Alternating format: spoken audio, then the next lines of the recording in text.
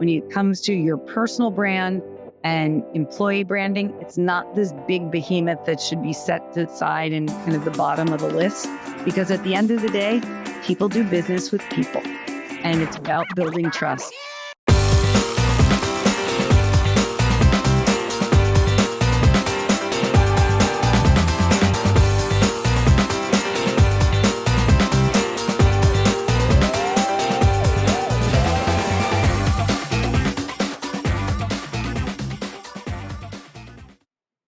I'm Ed Marsh, host of the Industrial Growth Institute podcast. My guest today is Alyssa Gelbard, who is the founder and CEO of Point Road Group, an employee and executive branding firm that helps companies grow by leveraging their most powerful asset, their people, using strategic personal branding. Alyssa advises CEOs, leadership teams, board directors on brand strategy and messaging and employee branding and human capital.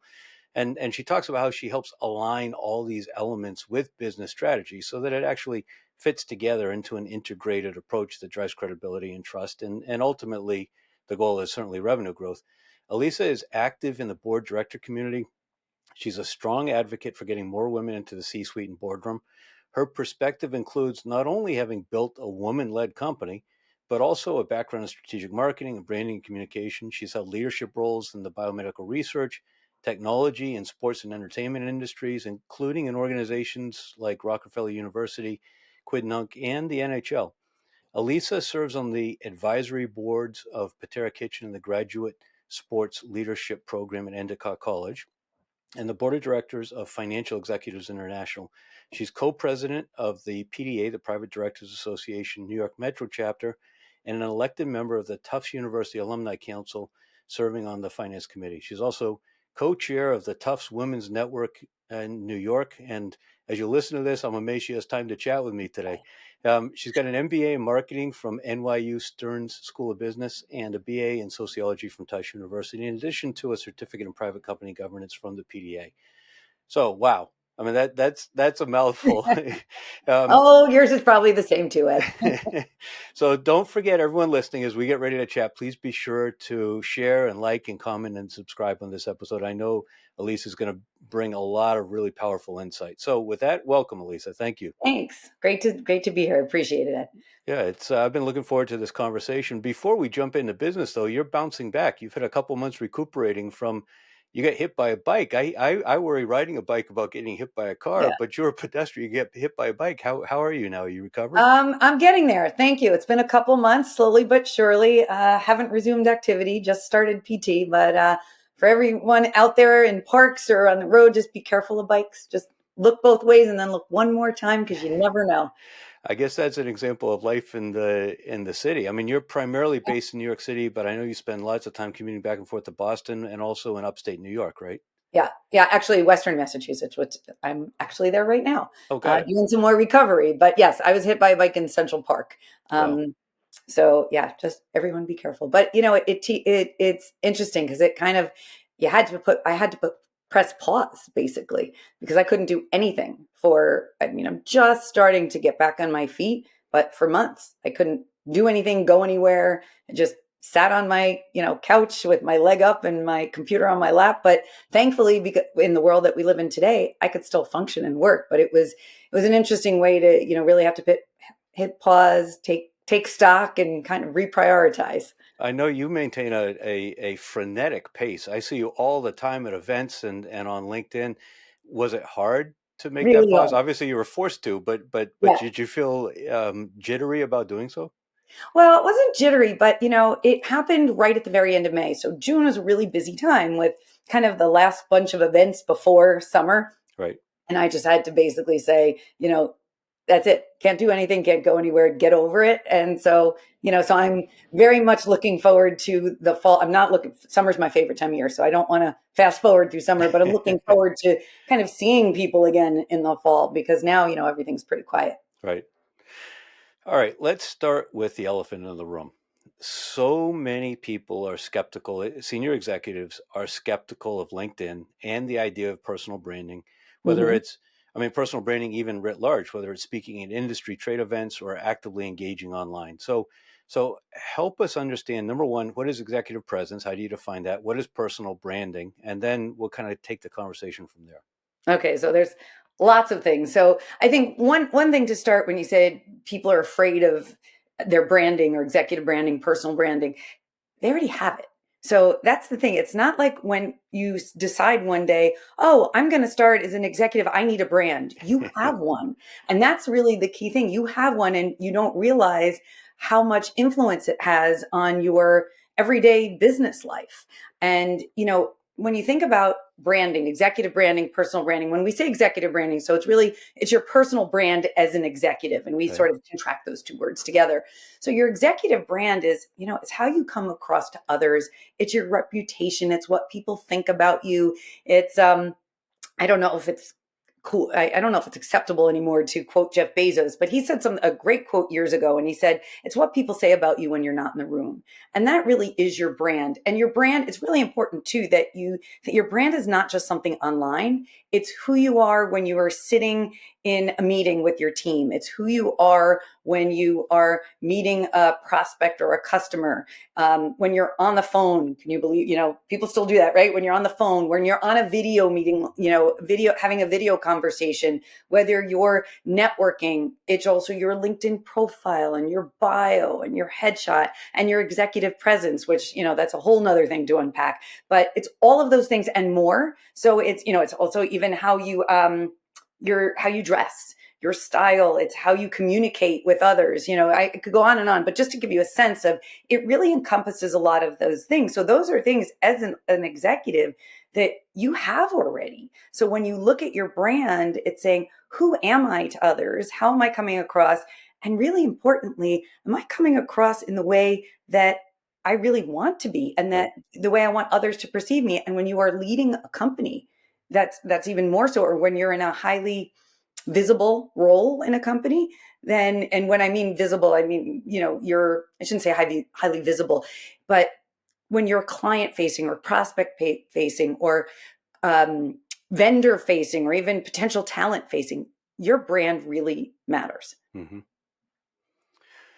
That makes sense. We're going to come back and talk about LinkedIn specifically, I think, a lot through this conversation. But first, let's kind of back up. I read a lot of your bio points and your educational background, your career background, but this is a particular niche that you found yourself in. How did you end up in this space?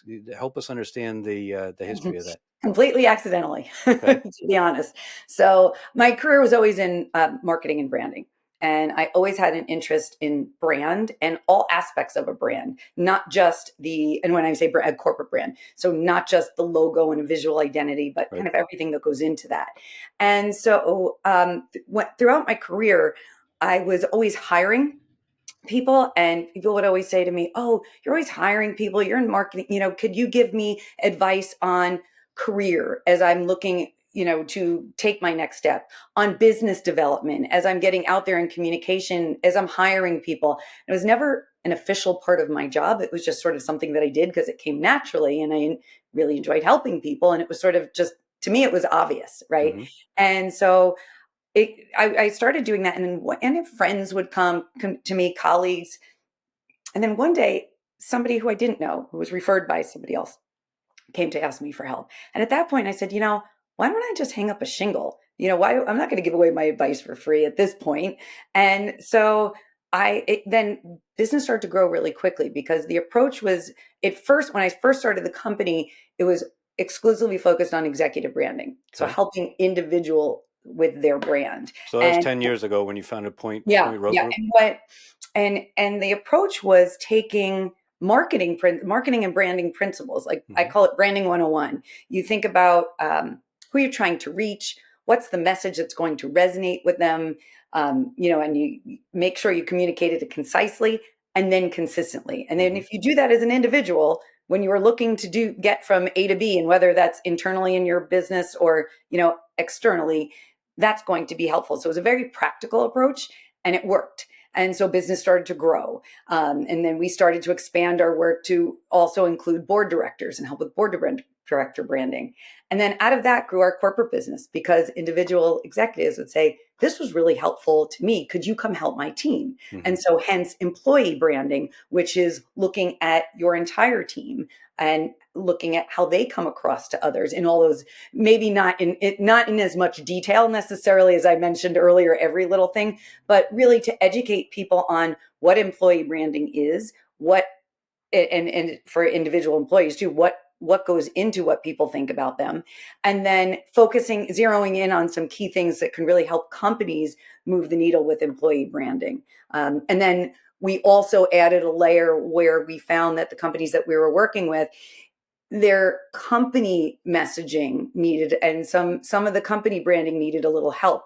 Meaning, if you are an executive or an employee of a company and you're now focusing on your brand and you're getting out there to be more visible, well, that means you're going to make your company more visible. And so if you're not communicating the best company message, right, then that doesn't look good for the company. So we help companies update their brand messaging and develop a comprehensive LinkedIn strategy, and then really zero in on employee branding. And how far down into the organization do you think this ought to go? You're working at the CEO level originally, then the C-suite, and then I assume kind of senior executive management. Do you believe that companies ought to be pushing this all the way down through the manager level or director 100%, level? all the way. Okay. I always say intern to CEO and everybody in between. Because think about it, if you are, even if you're a couple of years out, right, and you are you're working with, whatever your business is. Let's say you're working on an account for your company and you're working with a client and they don't know you, or maybe there's a new person on the team and they look at your LinkedIn profile and you haven't touched it since you were in college. Yep. That doesn't reflect well on the company. Right. Same thing, and one of the things we spend a lot of time on is how you introduce yourself. So let's say you're tenured, that you're a director level, manager or director level, how you introduce yourself and talk about the company in a informal or formal setting, that also impacts things. Sure. Right. So I think it should be at every level. I mean, no brainer. I know we're going to talk about it later, but LinkedIn is an easy place to start. Communication habits is also a really easy place to start. Response time, language that you use in emails, presentation skills. Those are all things that really are simple and practical and can really make the difference in building a relationship and building trust and things like that. And that trust is huge. Oh, huge. So you started the firm 10 years ago. You've grown quickly. Has there been any time along the way when you worried you might have made a mistake having done so? Oh, all the time. Absolutely. You'll ask any entrepreneur that that question, especially when, maybe revenue is not growing in the way that it was just growing, or you look at your pipeline and you say, it's not it's not filled the way it just was. And then you get, all the time. And truth be told, so I glossed over a little piece of it when I started the business, when I said, I'm going to hang up a shingle. When I decided to do it full time, every entrepreneur makes mistakes. My business plan was having 6 months of expenses saved up. So in case it failed, I could kind of pay my rent and things like that. But I did not have a strategic approach. I didn't think about it as a business because business was coming in and I had clients, and then I had to hire somebody to help me, and et cetera, et cetera. So things were going. And I don't know if you've heard, I'm sure you've heard the phrase working in the business versus on the business. And for the first 5 years, I was working in the business, not on. And honestly, it was right around the pandemic time is when really everybody took a step back for everything. And I said, we've got to do this better.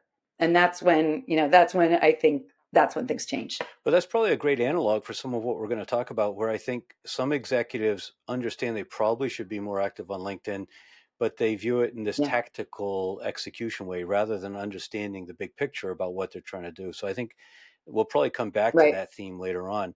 First, though, I want to talk about some proprietary research that I know that your firm has done into the impact of LinkedIn profiles on a variety of business functions, including obviously marketing impact, but also sales and even recruiting. Tell me about that research. What brought it about? How long did it take? What was the methodology? And what are the key takeaways? So it was really interesting. So it came up as a result of internal conversations we were having. So we always, we knew LinkedIn was important, right? We knew that a couple things. We knew that an individual, we knew that people made assumptions and came to conclusions about an individual based on their profile.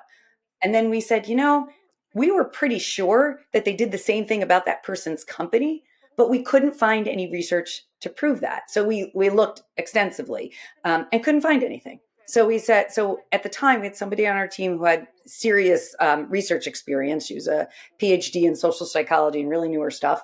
Terrific. And she said, well, why don't we just do it ourselves? And we didn't do it with the intention or the thought of publishing it externally. It was for ourselves to see if our guts were right. So we did an initial phase where we said, let's just associate it with one person and see what, if people actually associate it with, how their profile is with how that person is as a professional. And then once the results came back and it confirmed everything that we thought, then we said, okay, let's now take it to the next level. And then we did it based on a whole number of things about someone's interest in doing. So based on one person's one executive's profile, and we used a CFO as an example. And we had 3 different versions of that person's profile. So kind of the 3 things that you typically see most on LinkedIn, which is that bare bones says almost nothing about the person.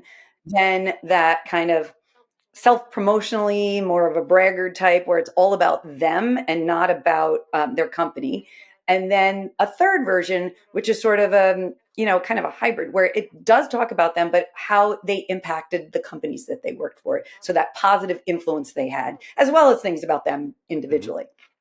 And so we use those 3 in the research and then asked lots and lots of questions about the individual and then about someone's willingness to take a meeting with a person who had that kind of profile, with their willingness to do business with, to actually hire or to work for that company, to recommend that company.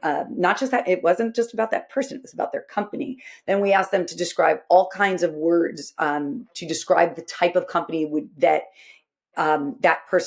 would think that person would work for. So is it one where there's a lot of room for advancement, where there's promotions, where there's variety in work, where there's a positive, happy culture, where there's high employee retention, et cetera, et cetera. So all those kinds of questions. And the results really confirmed what we thought, that there was a direct correlation between what someone thought about that person individually with their profile and the company and all of those things, and a lot of it even pointed back to trust. Would you trust? That was to us one of the most, you mentioned trust before, would someone be more likely to trust a company? I think it's 88% of people said they were more likely to trust the company and their marketing messaging from a company when they have an executive, when they had an employee, but in this case, an executive who had a profile that was, more detailed, sort of that last one I mentioned, the one that was most professional, as we said. But if I read it correctly, and I'm not an analyst, you've got a white paper that does a nice job breaking it down. But one of the things that jumped out at me is that the alternative is not neutral versus positive. The alternative is actually a negative impression. So if you don't do it, it's not like you're at 0. But if you did do it, you'd get to 100. If you don't do it, you're at a negative number. Did I read that correctly? Yeah, absolutely. Because, the thing is, in some instances, not in every single case, but yeah, because, you're representing the company. And if you don't pay attention to what you're doing, if you have bare bones, what does that say? This is I like to executives model behavior. So if someone, think about it, not just one person, think about a leadership team. If they don't care about their LinkedIn profiles, this is where people look. It's not I've been on LinkedIn since 2006, so a long time. And I'm sure you remember back in the day, it was for job search. And then it was, there were some people who used it. And then, little, but long gone are those days. And this is where, before any kind of meeting, like we mentioned, people look you up there. So if you are an executive team, especially, everybody else too, but especially if you're an executive team, it's your responsibility to represent yourself well and the company well. And, and shame on the company and shame on the marketing, right? If they don't think about that and say, we'll get to that. And it's not about, I think the other thing to note too, where maybe some executives may get a little, concerned, is it's not about a company, and certainly in our case, we're not saying you must do this, you must do that. It's, hey, it benefits you and it benefits the company because you're more credible. You then become more visible too, but you're more credible and people trust you as an individual. So think about, let's say you're happy in what you do as whatever functional area you're involved in. Wouldn't it be nice to be thought about as an expert? And maybe if there's a speaking opportunity or a media opportunity, or maybe a board or a job opportunity, that's going to happen based on an improved LinkedIn Right. profile. And then forget about all the other positive benefits for the company. So it really behooves you. So what surprised you the most as you got the results back and dug into them? What surprised me the most? Really, that a single person, a single leader could have an impact on someone deciding to do business with a company. I thought that, but you could think, oh, well, maybe it's this one person. I'll move on and try somebody else. That people really thought. And the people that were in our study, it was over 200 people. I forget the exact number. I think it was 209 or 213. Sorry, I probably should know that number. They were all, college educated, were familiar with LinkedIn. So we made sure that this wasn't just kind of random people, but people were actively, and they were, I think they were 10 years out. Also, so they weren't just recent college graduates that people experienced in business. So I was a little surprised at that. But at the end of the day, I really wasn't that surprised because this is what our gut had been telling us for a long time, which is why, as a company, we've worked with individuals and companies on LinkedIn for so many years. So I wonder, it almost feels like reviews have gotten so gamified that now people are trying to Yes. figure out how to dig a level deeper. And so they're looking to see, do the executives of the company walk the talk? Is it likely a reflection of Yeah. the culture? Can I trust that company? Which they're deciding based on this gut feeling about whether they can trust the person. Is that fair? Yeah, absolutely. And I would even take it also a step further to the company, which is something that we look at, is the company's LinkedIn company, their about Right. page. Same thing. That is something companies ignore so much. They might, they created it at one point, maybe updated it. But to your point about culture, you can get a sense if they're, I can tell you countless clients that we've had that are large clients, and they have like a paragraph or two that doesn't talk about their business today, mentions nothing about their Right. culture. If they're growing, because we focus on growing companies, that means they're hiring. And if you say nothing about your culture, so think about it. If you're a job seeker and you're interested in a job at, I don't know, whatever, ABC company, and you look up the executive team, you don't really get a good sense of any of them. You look up the about page and it's kind of, has some basic information. You don't get a sense of culture. Then you say, okay, well, I'm going to go look at the team. Maybe it's, maybe you're in, I don't know, legal or operations, and you start going to look at who the people are, and they really, can't get a sense. Well, it's a competitive world out there. I might be interested in this company, but there's also their competitor they have a much better presence. Maybe it's not amazing, but it's much better. And maybe I'll lean to them first. Even if their Glassdoor is great, if the LinkedIn is Right. poor, that probably is a largely offsetting factor. Yeah, absolutely. And then you could even go deeper and then start looking at how the company posts and what do they post about. And if it's all about them, that's also a sign. How Just like an individual who posts all about them. How has your own LinkedIn activity changed as a result? It actually hasn't. I would no, because I think it's important, for I certainly maintain, I have to be active there. I can't say cobbler's children have no shoes. Although, when you look at a week, like last week was a really busy week, and I think I didn't do that much. And then I think, oh, well, I have to make sure I do that. Same with our team. And then from a posting perspective, we also are really pay attention to what we post because we want to be, we want people to be interested in us, but more importantly, we want companies, individuals, people to look at us as a trusted resource and a trusted source for our areas of expertise. Where else are you active online? Are there platforms beyond LinkedIn? I personally am not.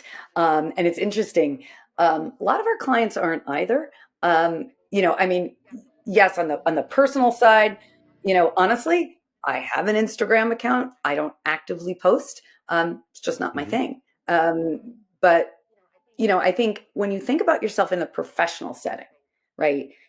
The other platforms, whether it's X, formerly known as Twitter, Facebook, Instagram, does it YouTube. make sense A for lot you? of people don't think of YouTube, YouTube yeah, as yeah, social media. I think it's critical. that's true. Yeah, yeah.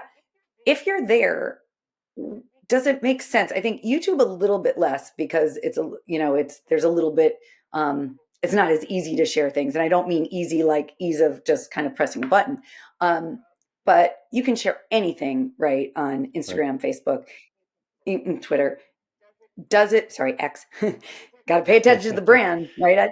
Um, do you need to be there? If are you there personally or professionally? If you're there professionally and you post or engage once every 4 to 5 months, do you really need to be there? Who's telling you should be there? We used to, as a company, we used to be on, well, I could say we were on Twitter because it wasn't X yet. And then we realized, do we really need to be here? We think about our customers, right? Are they here? They're not here professionally. So we're going to spend all this time with with social media here for this particular channel. And we know that our customers are not looking professionally here. They're not interested. They're interested here, being here personally. So in general, I mean, obviously there's exceptions, but I think if you are in an industry, certainly there's a lot of industries. Let's say you're in the food industry or consumer products where that visual piece is so important, then perhaps it really is important for you to be there. But making sure that you have a good strategy there and that you're active and that you're not, and then, there's that delicate balance of personal and professional. Why are you there and what are you sharing and posting and Well, let's engaging? talk about that. I mean, where is the line between personal and professional? It's largely blurred It's these blurred. days, right? Oh, yeah. Oh, So yeah. But is I it think based on at the end, topics or time of day or what? well, I think, first it's looking at the Okay. platform. LinkedIn is a professional platform. And you certainly, we all see people posting personal things on it. And for me, I either will, you can teach LinkedIn not to show you posts like that. And I do that all the time. I don't really want to, I absolutely adore dogs. I'm dog obsessed. I don't want to see someone's dog on LinkedIn. Instagram, fine, but not LinkedIn. So LinkedIn is one of the few places that is purely professional. Now, can you share things in your personal life that blur over to professional? Sure, but you got to be careful how you do it. And Tell me about that. I'm probably a little bit more to the extreme where, I've seen posts from people in hospital beds and things like that, or they're proud of their child for graduating kindergarten. And then, you're really just trying to get someone to engage with your post and using that. I know people will think differently, but I don't think that's the place for it personally. But maybe you went through something personal and you got a great business lesson out of it or something like that.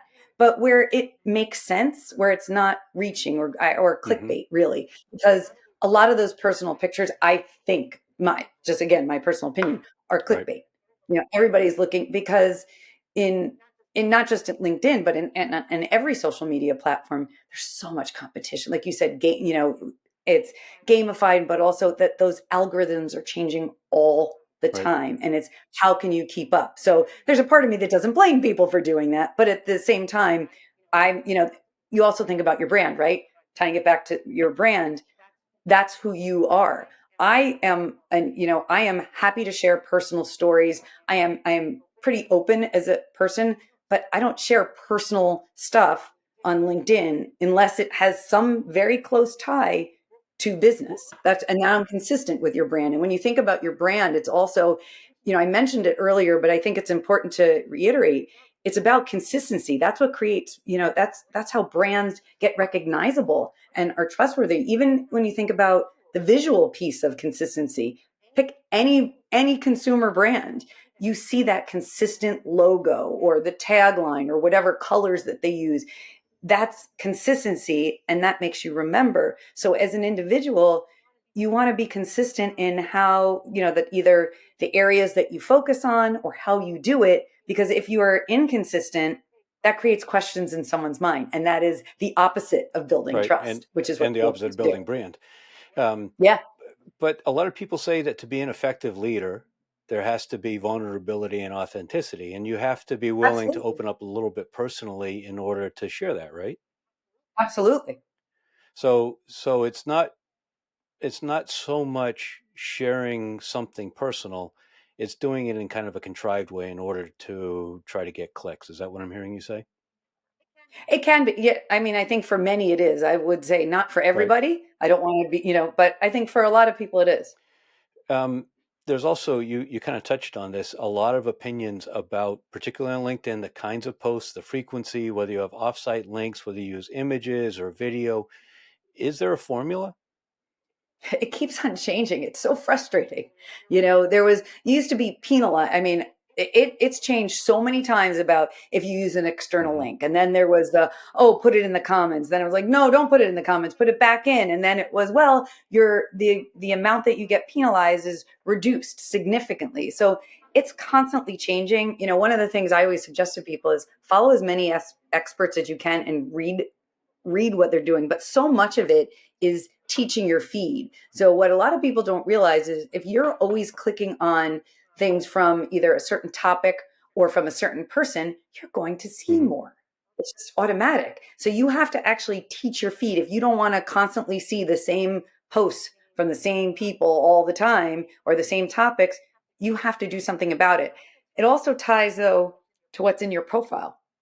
There is a connection. So if you do not, if there are areas that you're interested in, very much interested in, and you have expertise in, and you don't talk about that in your profile in any way, that if you look at the keyword, it's not there, that also has an I see. impact, as well as a million other Right. things. Yeah, and I think by design it's somewhat opaque and nobody really knows the answer. There's a lot of guesses and Yeah. opinions.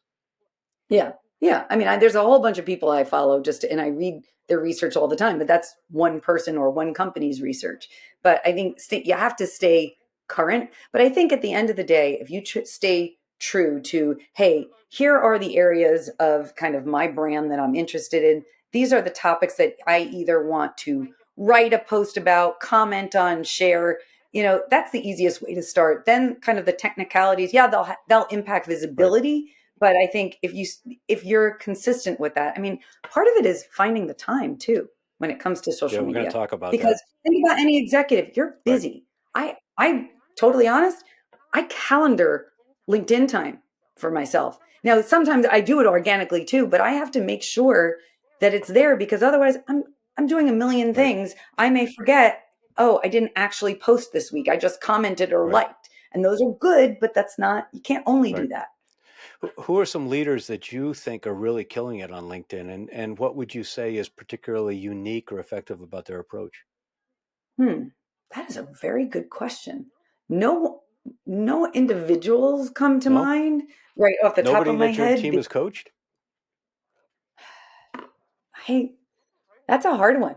That's a really hard one because we look at the people, we look at the company, but for me, what I might um there's also what's going to resonate with me Sure. personally. What I admire the most is people who are consistent and who have something to say.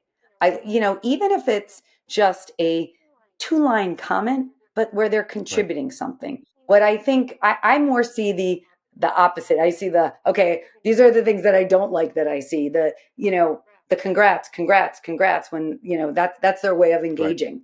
I think when it's somebody who shares interesting things, thoughtful things. Actually, one person does come to mind, and I think she's so smart. And she hosts podcasts. I've been a guest on her show, but I love her post. Gabriella Mirabelli. She has the Up Next Okay. podcast. She posts thoughtful things. She probes issues, and she sometimes pushes the envelope in what she says. But she always has something to back it up. And she's really smart. She's been a business owner, so she's somebody who I look forward to reading her Hmm. posts, and she engages as well. So she's a good Got one. it. I know we're talking about LinkedIn, obviously kind of this virtual social media world, but you're also a ferocious in-person networker, I guess the last couple months notwithstanding. Typically, Ferocious. Oh, how many nights a week are you at events? oh, not that No? many. I'm very no, no. I'm really focused on if I'm going to go somewhere, there's got to be a reason. I either want to learn something, there's people that I want to meet, I want to learn, I want exposure to something to see if it's something that I might be interested in. But there has to be a reason. I'm not out there all the time. Between um, you know, as as you mentioned, in the introduction, I'm involved with a couple of professional associations. So the Private Directors Association and Financial Executives International. So whenever they have events, I'm there. I'm on the board and I'm co-president of the one. So I have to be Right. there. So, so that's part of it, right? So then that doesn't leave that much room for other And I things. guess that's So, maybe where my impression comes from, because I'm a member of the PDA, and so I see you frequently at those events. yeah, yeah, because and I do attend if I'm traveling and if it's an organization that I really like and I really like the people. PDA is an Right. example. If I'm in another city and there is an event and and it works out, great. But I mean, for me, it's I want to meet other business owners and learn from other business owners and talk to business owners. That's a very important group, as well as women Mm-hmm. executives. That's another important. We're an all female team, and so it's something that I'm passionate about. Obviously, we don't exclusively work with women; we work with everybody.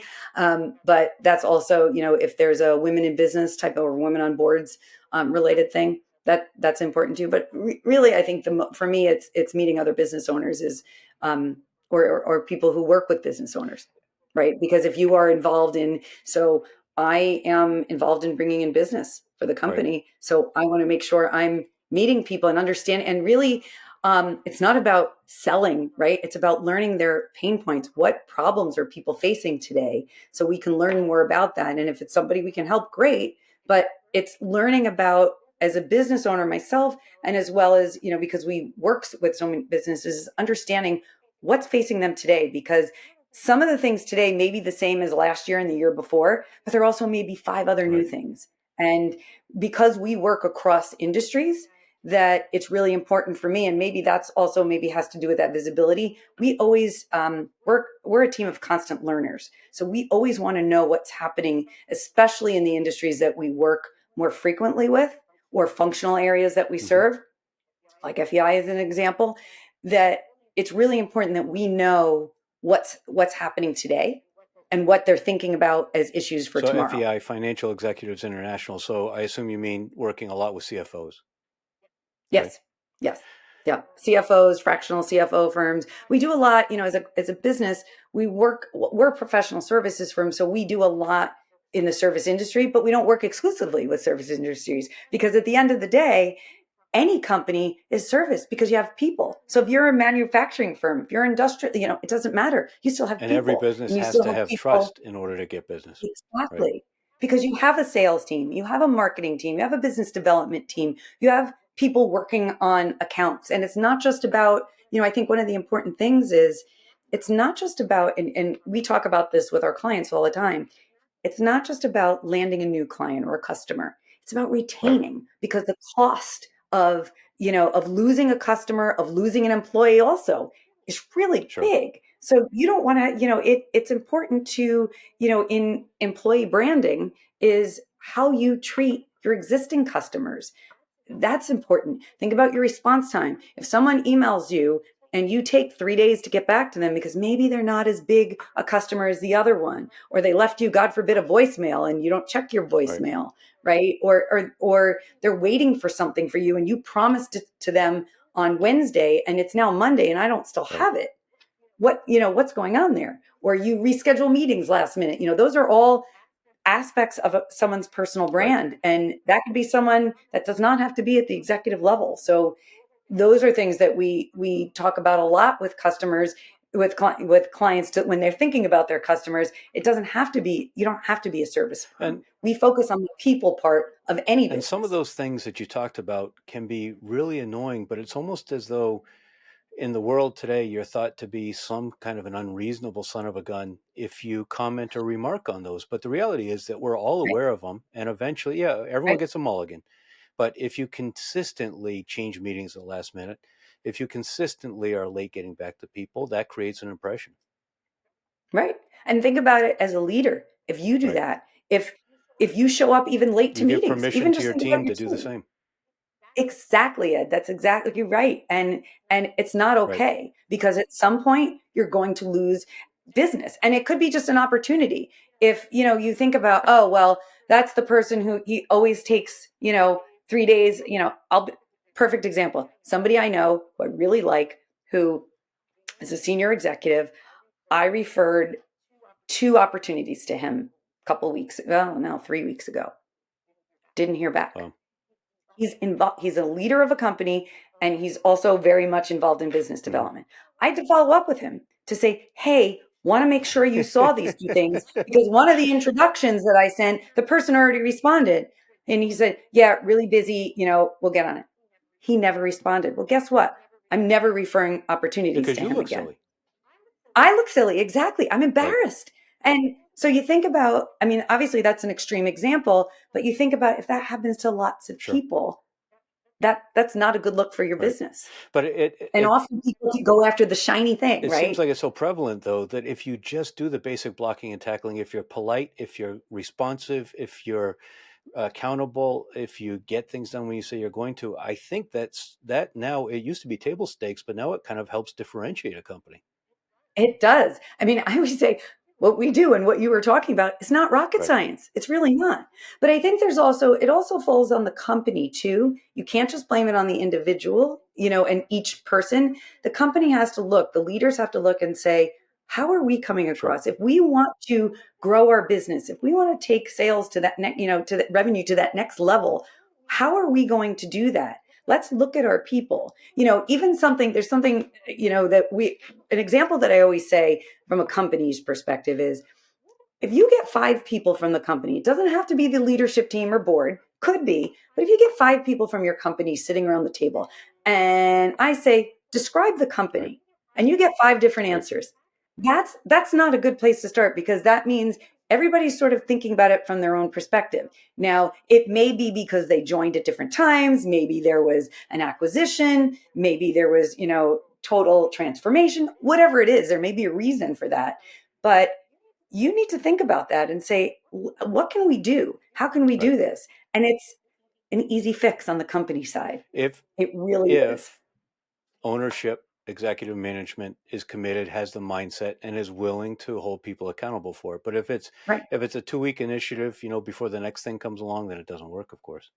Right. And our whole approach because of that is not, we don't come in and do some training and then leave. We stay, we follow up. We want to make sure you get traction. Otherwise, what's the Right. point? Right? It's a waste of money and it's a waste of time. And the whole idea is, we want growing companies to grow faster, to grow Mhm. more. So we want their buy-in. If they have to have buy-in from the top, and we want to be their partner. We want to understand, hey, where's the company going? Where are you looking to go? And then we'll help you do Right. that through the work that we do, through employee branding and executive branding. All right. So I know you're active in the world of board directorship, and you're an independent director yourself. Did that come from the work you did with the executives that kind of bled upwards, or did they just happen in parallel? So it's interesting. So, you hear, I mean, the percentage changes, but it's anywhere from 80-90% of opportunities come from your Right. network. For me, it all came from that. Everything else came afterwards. It was being Mhm. known, right? You want to be a known quantity. And it's so much either someone referring you, or most often people, I shouldn't say most often, very often, people get their first board opportunity and they weren't actually looking necessarily, but someone recommends them. So in the board world, I always say you have to tell people that you're interested Right. in it, because how do you want to be known? It again goes back to your brand, right? The board world is, you have to, what is the specific value? Just like if you were looking for a job, it's the same thing. What is the value that you can bring to a board?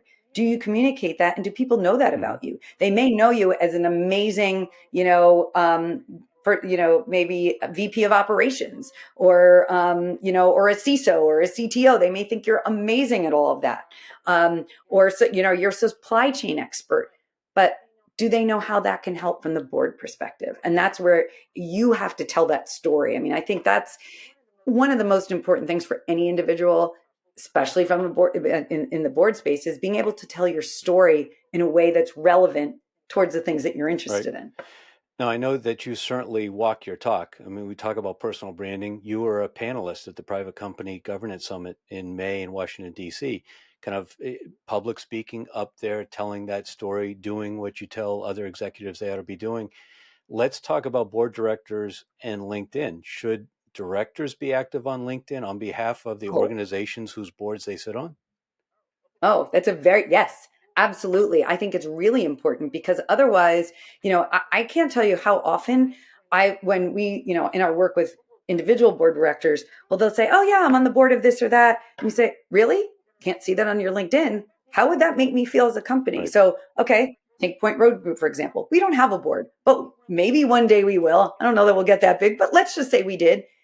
If I had people on my company's board that didn't communicate that outward, that wouldn't make me feel very good. Why aren't they doing that? But it also doesn't reflect back well because often you look for people who are experts, right? And some boards also look for, there's that they want people who are involved in certain kinds of companies or certain brands, but you look for people who are experts. So when you look at a board of a company and you say, okay, let's say it's these 5 people, and then you can look them up on LinkedIn and say, oh yeah, they really are. But if otherwise it's just a name.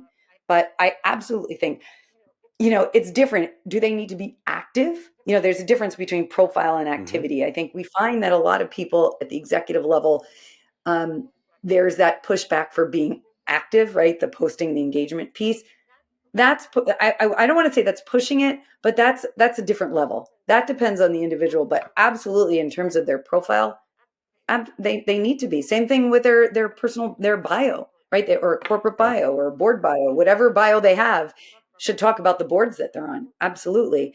And, and frankly, it can come up in conversation too, depending though on the situation. Sometimes, let's say we meet at an event, actually, the way we did, I may not just automatically blurt out the boards that Right. I'm on. It depends on, but that actually brings me to one thing that I want to mention that, and I touched on it before, that how you introduce yourself is so important.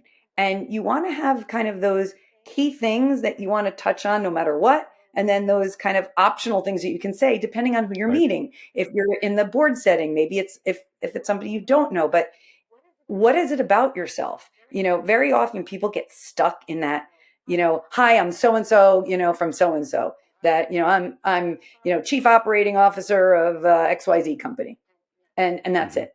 Or I oversee manufacturing, and I've been there. I've spent the last 20 years in something company doing overseeing manufacturing. That's not a personal introduction. That doesn't.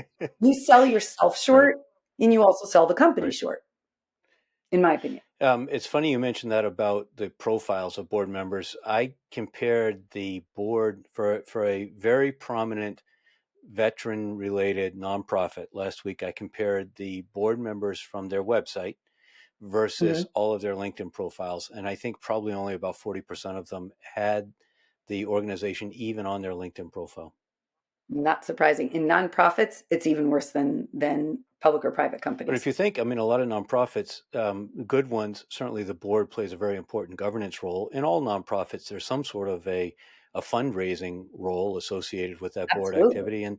And I mean, what a simple way to get that word out there. It's just astounding that people Right. wouldn't do it.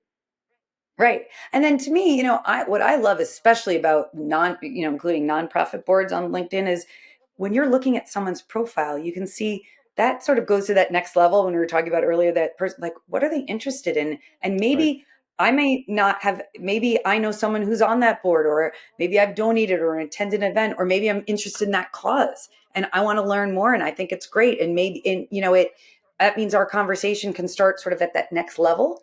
You know what I mean? So I think it's really important for people to do that. And what do you think the boards fail to understand about LinkedIn? And because their role is governance, nose in, fingers out. On the other Yeah. hand, they supervise the CEO. Should they be stipulating an expectation of the CEO that he or she and their team be active on LinkedIn, or is that too granular? I think it's too granular. I don't know that they need to be active, but I think they should be representing themselves because to me that has to do with their Right. brand, the company's brand. And again, for all those reasons we mentioned, I think they absolutely should. I think the leadership team, at minimum, I also think HR and sales and all the visible areas, they should have a decent presence. Activity is that's kind of a next level, because you will find people, I know many, who don't want to be, they're very uncomfortable with it. Okay, I understand. Then, but you need to have a professional presence there. Even if it doesn't have to be super detailed, but you can have enough where someone can get a sense of who But let you me are. ask you though, in today's world, if they say that they don't want to be active and you say, okay, but is it okay? I mean, I would almost say that we're getting to the point where it's not okay to not be active. Well, I mean, it's their personal profile, so you can't force I them, understand. right? But I think it's in their professional benefit. Absolutely. And that's where I think from a company perspective, a lot of people don't know if they've never been told that, or they don't understand what it Right. is. So that's why, in the train, we do lots and lots of training when it comes to that. And whether it's on profiles or on content engagement, and when we do trainings, we sometimes have groups where there's experts and people have never done it, or we break it up into different, and we make sure that it's easy, so that it's not something that's Mm-hmm. scary. Because if they don't, I think there's a lot of fear of the unknown. And if you say, hey, here's what you can do, but that's also where the company can make it easy for them and say, hey, you can be a great brand ambassador here. We as a company, we post all the time. If you want to have some at least to get started, like a few company posts a Right. week, that's Right. something. I mean, that's not everything. That's not, I don't think that's not something you want to do for the longer term, but it's an easy way to get started. So we make it, very easy for people to understand that it's not this scary big thing that they have to reveal everything about their personal life, because they don't. Yeah, you mentioned fear, and it's funny. I mean, is it pleasant to spend the time doing it? Is it pleasant to be authentic and share things sometimes? No, not necessarily. But there was an article recently, I think in the New York Times, about how, particularly, I guess, Gen Z gets nervous answering the phone when somebody calls them. I mean, at some point, we have to just say part of what we need to do in life is grow and overcome those things that we're nervous about. Yeah. Well, I think there's a deterioration of communication habits excuse me, communication Hmm. skills by every generation. It just keeps on, because that means talking. No one, remember that generation, they don't talk on the phone, they Right. text. So that their verbal communication skills are not the same as the generation before them. And it keeps on going, So I think, yeah, I mean, that's something that I think I'm personally fearful of, sort of leadership, company leadership further down the line. Like, how are people going to be able to Right. communicate? You can't do this. That's not how you make business Right. decisions or manage risk, or think about growth. You can't do that all hiding behind a Sure. screen. Some people can. I think in certain businesses you probably can, but in a lot of them you Right. can't. I encounter a lot of what I would call projection, where executives who don't see social media as part of their workflow, maybe even think it's somehow inherently wasteful or unproductive, Hmm. they just assume that everyone else who is sensible feels the same way. But research shows that many people, not only is there this visceral reaction that your research found, but many people actually use it for business research as well. And there's also significant generational Absolutely. differences. I mean, a boomer obviously looks at social media very differently and probably completely fails to grasp how a millennial or even particularly a Gen Z might look at it. What do you Hmm. say to a senior executive who says, "Oh, come on, sensible, serious business people don't waste time on that"?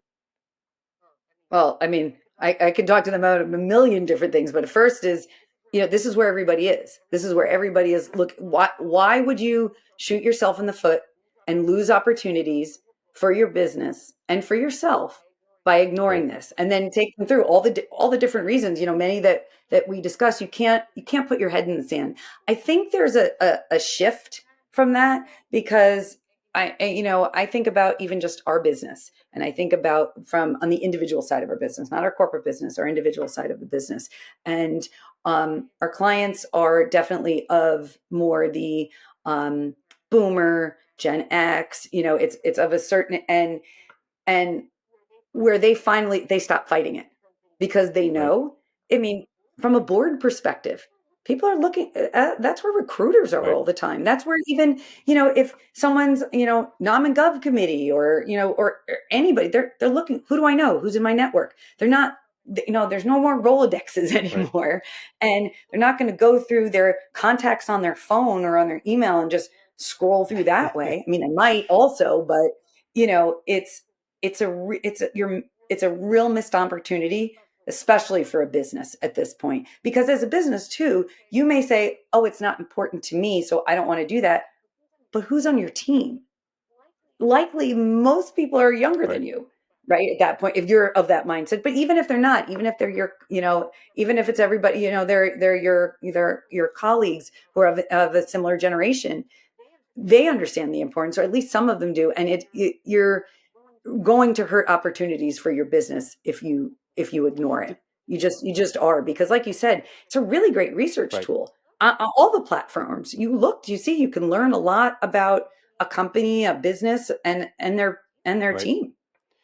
There's also what I would call a lot of silent users, particularly in the industrial space. They may not be active posters. They may not even have a particularly robust profile, and it may be very sparse, but they may be on LinkedIn routinely looking at things, scrolling, picking a hashtag, All the researching a time. company, looking at somebody before they meet with them.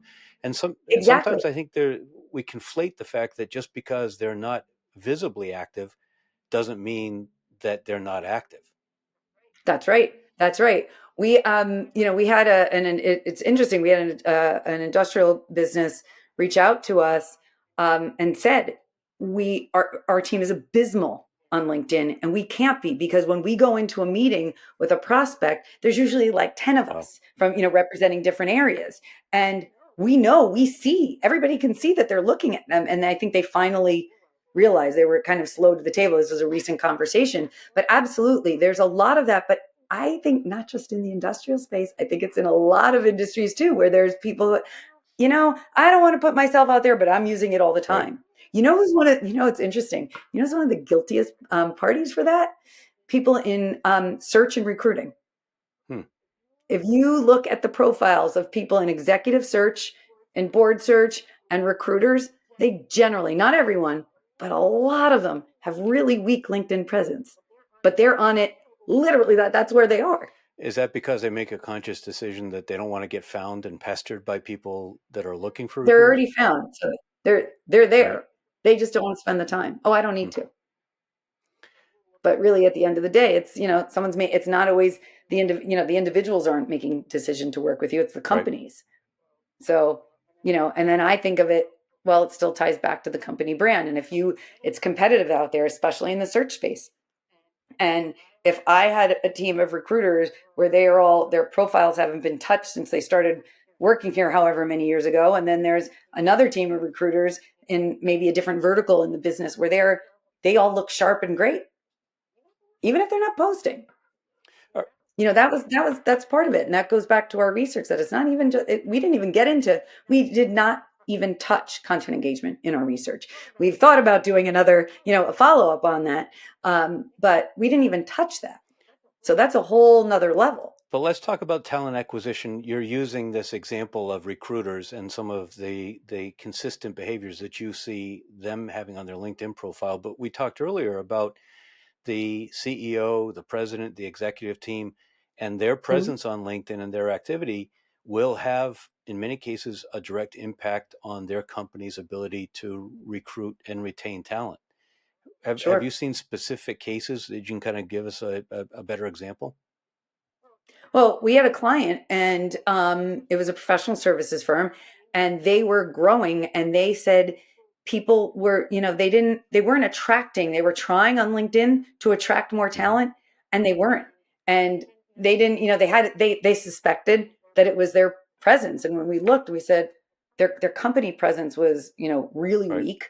It really didn't it kind of spoke to how they started. It mentioned zero about culture. Their posting was, once a month. It was somebody's assistant who didn't know anything about posting, and the leadership had very weak presence. So why would they attract talent there? And what they were trying to do is they were trying to attract talent through their personal networks, because that's obviously you can save a lot of money that way.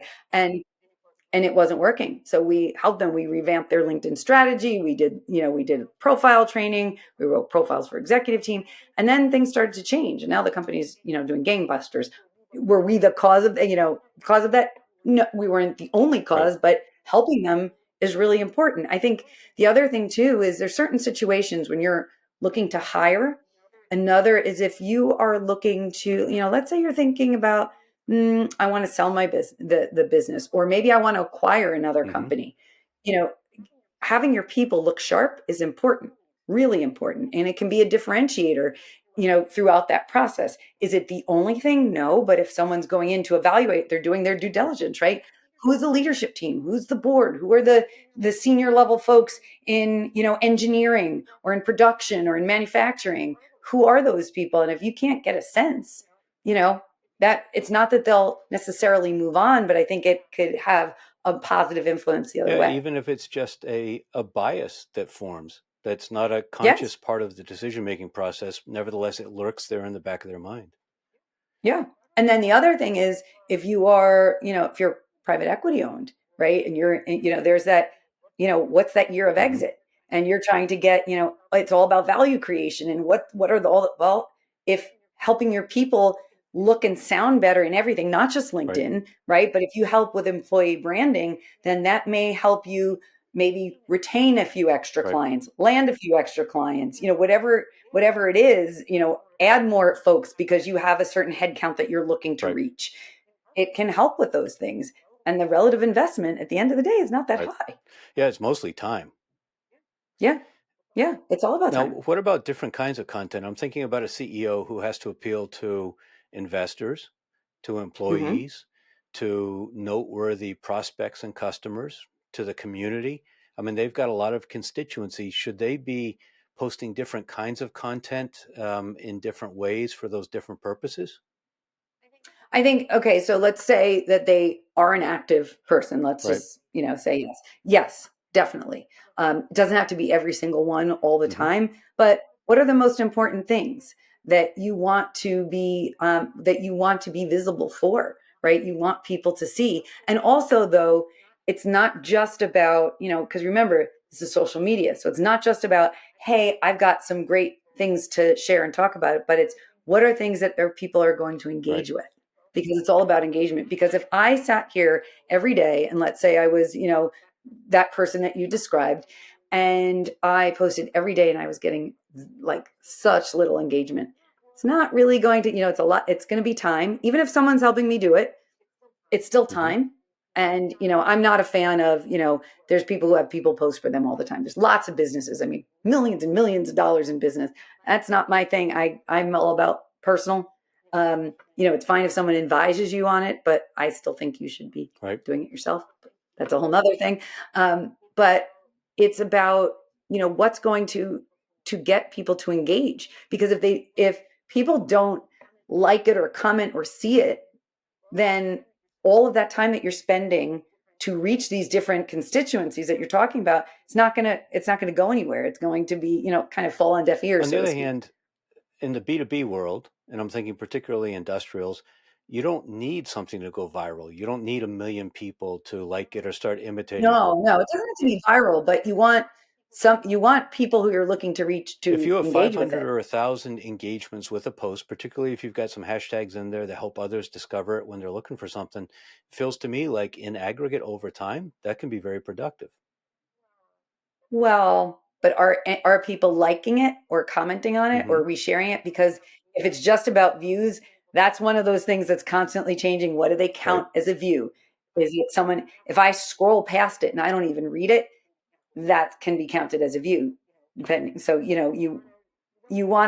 don't just want to it count as views. You want people to see it and acknowledge it and engage with it, because it's also about increasing your reach too and Right. your visibility. So there's that building that credibility and trust, right? But then there's also that visibility and reach, because otherwise, why are you on social media to start with if it's just about sharing some specific viewpoint that you have, maybe writing an article that's going to be in an association or professional journal, that might Mm-hmm. do the trick too, if it's just about kind of one thing. Or you might do that and also post on social media. And if you're the type of person who is, is open to speaking, then maybe speaking at a conference.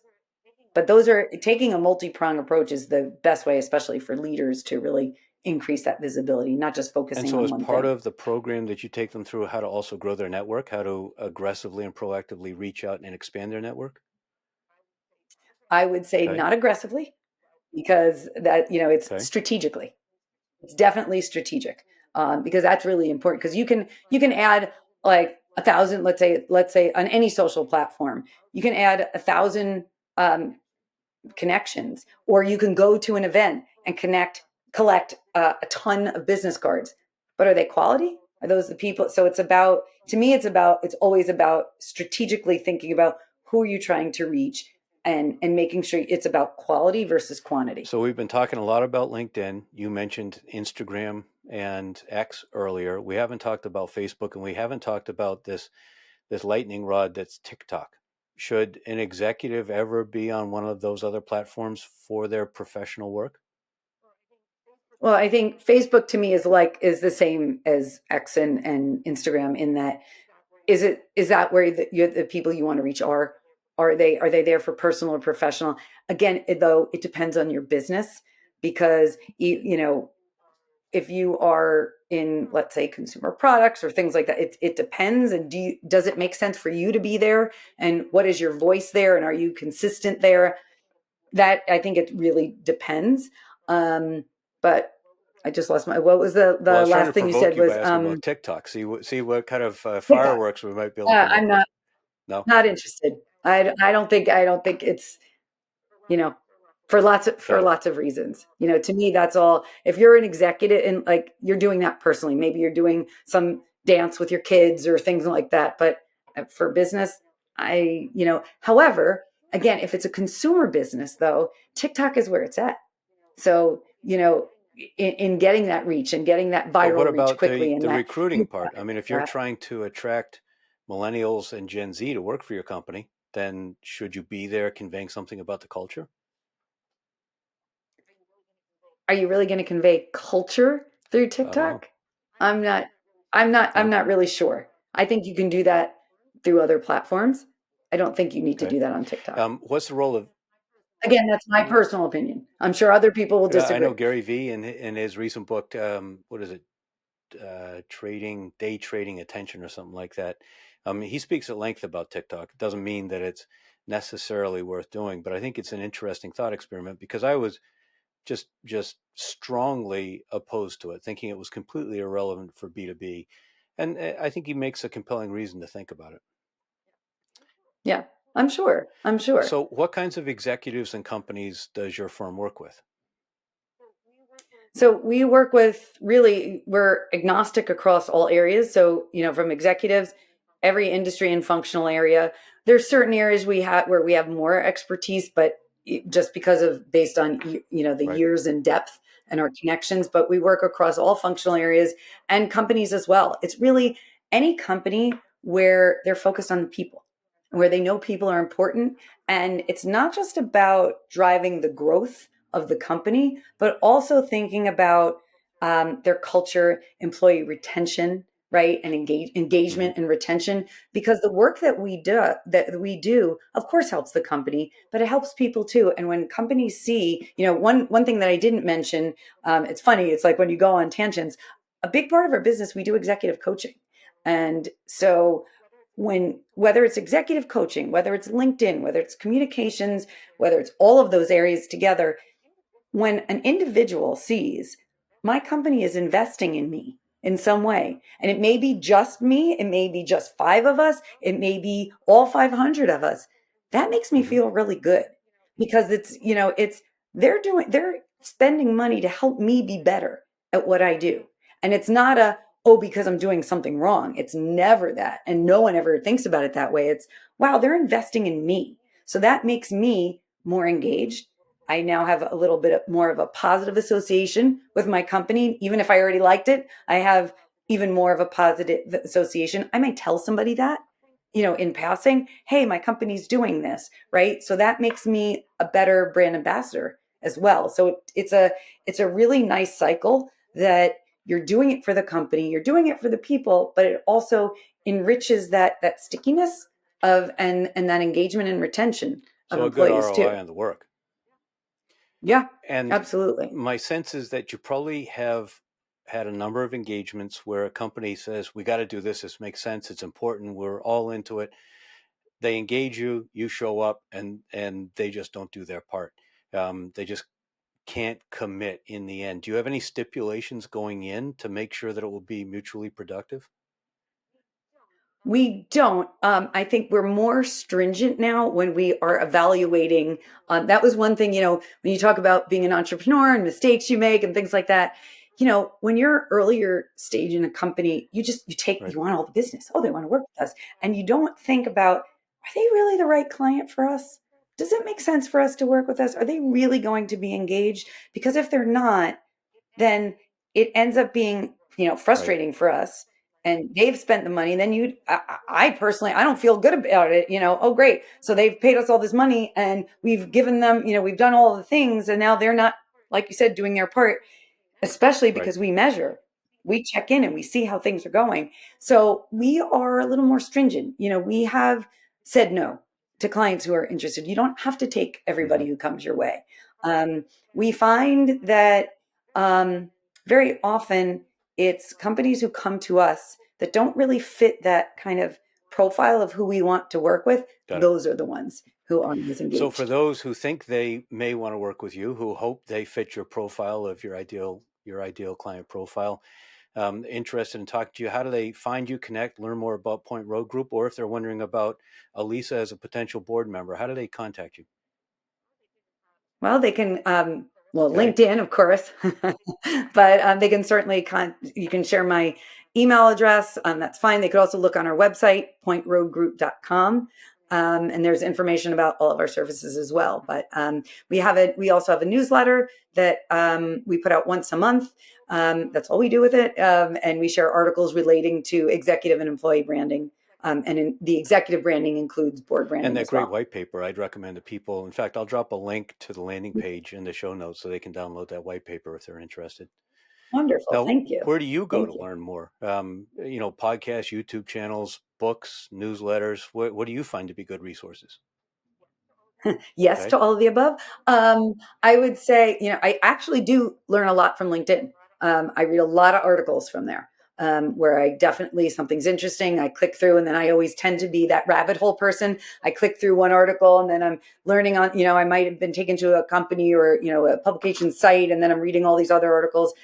So definitely LinkedIn, definitely newsletters, other social, not so much. I would say those are probably the most common areas. And then, Googling things if it's something that I'm interested in, and then kind of looking. And, one thing we didn't mention, but that's the whole, using, whether it's Chat GPT or Gemini or things like that, that's now becoming a source too, where if you're interested or in wanting to learn more about a topic, we do a lot of that. Obviously, it's you have to Sure. check everything, but I'm really blessed in that our team, where everybody's intellectually curious, and we share a lot that way. So I would say that's probably up there with LinkedIn in terms of where I learn things. We share articles all the time, or and information all And the time with each what other. have you found works well for that internal knowledge management and sharing? Do you use Slack, or what tool do you use? Teams? We use Got Teams. it. And it's great. We also communicate by, email sometimes, when for certain things. We text occasionally, but really everything is through Teams, because then Right. you always have the history of the links there, which I find great. And we use Teams internally and Zoom externally when it comes to video. But I think Teams is a good tool. You seem to succeed at everything you set your mind to. What's something that you've worked really hard at, but you haven't really achieved the same proficiency that you're accustomed to achieving in other areas? That is a good question. I would say, honestly, speaking about our employee branding, not our employee branding, about the expertise that we have in employee branding, and sort of sharing that with others. I think I haven't quite kind of hit that stride yet that I would like to, because as you can tell, I'm pretty passionate about what we do. And I just would love to share that with more companies. We're doing a little bit more. I'm doing a little bit more of that this fall, and looking forward to doing, I haven't quite hit that stride yet. Do you post regularly on YouTube? YouTube, no. However, that is our sort of marketing in terms of our marketing plan and strategy for a company. We are going to do a lot more video. We've done very little. I think video is great. I watch videos all the time. I think it's been a time thing. I'm happy to do videos. I'm happy for anybody on our team to do videos. We haven't done it, and so we plan to. So watch for YouTube more. I think if you look at our YouTube channel, it's kind of abysmal. Well, I'll drop a link to that as well, so people can subscribe, build your subscriber, watch this journey as you do more. We haven't updated much, but yes, we do plan on doing that a lot more, I would say. So I would say speaking on employee branding and video is definitely something I want to do more. So I've got this theory that text content is of diminished value, that when people have a problem and they go to look for a specific solution, they'll read text. But otherwise, they don't interrupt everything else they're doing. Increasingly, they want content that they can consume passively as entertainment and for edification, but passively. And so I think scrolling on social media does some of that, particularly on LinkedIn, because you'll get some professional ideas. But also, I think content, video and podcasts is content that people can consume while they're commuting or exercising or doing dishes or doing laundry or whatever the case may be. And it feels to me, Yeah, I agree. I think podcasts are really terrific, and I think there's some people who are really into them, but it's more on the personal side, and I don't think people realize how many amazing podcasts like this one. But seriously, there are out there that are professional where you can do all those things. right. Like you could be doing walking, doing something, walking your dog, making dinner, doing Right. sort of all that stuff that you can still So learn I a think lot. that you're going to see some interesting results from your increased activity on YouTube. I'll have to reconnect with you in a year and see what you found. Okay. Um, Okay. I'll let you know once we start. I will let you know once we Good. I start think doing going back to more this videos. trust question, it's also hugely powerful for trust, because the same message conveyed in writing, or you see the person's face, you hear their voice, that fosters more trust than just an authoritative article. Yeah. Yeah. Which is why when you came back to networking and all that, I do a fair amount of speaking, and I like that because people Right. get to see a sample of kind of your expertise, and like you said, it builds trust versus if I were just to write up a summary of what I'm talking about, kind of maybe some people pay attention, but if you Right. hear and we make eye contact, or Cool. it's very All different. right. Really powerful insights. Thank you, Alyssa. I really appreciate it. Wrap it up for us now. Speak directly to every industrial manufacturer who's listening, who has never had LinkedIn in their career before, maybe has a profile, wondering whether they ought to go through that uncomfortable process of establishing and improving their brand and the executive presence and being more active. How would you put a bow around this last hour of conversation to convince them they should? You got to do it. I mean, you'll miss basically you will be missing opportunities, and you will attract a lot more customers. You will retain customers at the end of the day, have better relationships with kind of referral partners. We didn't talk about that, but people who can refer you business, and it's not just LinkedIn, it's everything relating to your brand. It's worth spending the time. It's not a big investment. And I think it's not as big as you think, really, that when it comes to your personal brand and employee branding, it's not this big behemoth that should be set to side and kind of the bottom of the list, because at the end of the day, people do business with people, and it's about building trust. And if you can help yourself and your team with, incrementally, by investing a little bit of time, and obviously resource too, but investing a little bit of time, it's worth it in the end. Thank you so much for sharing your expertise and your research and your insights. Thanks, Ed. It was great talking to you. Enjoyed the conversation. For everyone listening, if you're an individual contributor who wants more out of your colleagues, wants to see your team more active, share this episode with your leaders. If you're a leader, share it among your colleagues, with your board, with senior leadership, whatever the case may be. And of course, you know the drill. Everyone be sure, please, to share and like and comment and subscribe. Thanks very much for listening to the Industrial Growth Institute podcast.